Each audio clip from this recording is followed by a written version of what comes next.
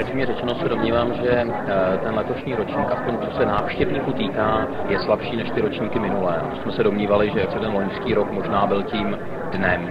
Takže se ukázalo, že řada hráčů a třeba i hráčů z České republiky se letos nedostavila. Samozřejmě ty největší, nejvýznamnější tady jsou a minimálně teda z řad vystavovatelů, nicméně si řad návštěvníků tady teda chybí. Takže já si dovolím říct, že ten trh zřejmě není úplně ještě z tohoto pohledu zpamatován. Tak co se týká bytu, tak musím říct, že celý rok, nikoliv na pololetí, ale v podstatě celý ten rok 2011 pozitivně překvapil. To znamená, ty reálné prodeje byly o něco vyšší, než se očekávaly. To, co samozřejmě na tom trhu přetrvává, je určitá skupina bytů, které jsou prostě dlouhodobě obtížně prodatelné.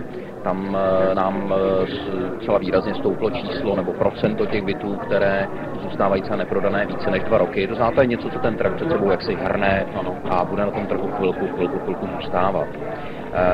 Nový development, který se dokázal přizpůsobit těm změněným podmínkám a tomu, co jaksi očekávají ty nechci říct, že noví kupující, ale řekněme nově přemýšlející kupující, tak se prodávají relativně dobře a ten trh ukázal, že dokázal najít pravděpodobně svou nějakou dlouhodobě udržitelnou úroveň a na té funguje. Co se týká kancelářských budov, tak ten trh také tam nachází určité své dno. S čím se domnívám, že bude dlouhodobě bojovat, je určitá nadzásoba. Jednak na trhu kancelářských prostor samozřejmě existuje nějaká oficiálně deklarovaná neobsazenost, která se pohybuje třeba někde na úrovni 10 až 12%, a teď se můžeme bavit o tom, z jakého zdroje budeme vycházet. Ta dlouhodobě přijatelná úroveň neobsazenosti podle mě je 5% a cokoliv je nad, tak můžeme zahrnovat taky do té zásoby.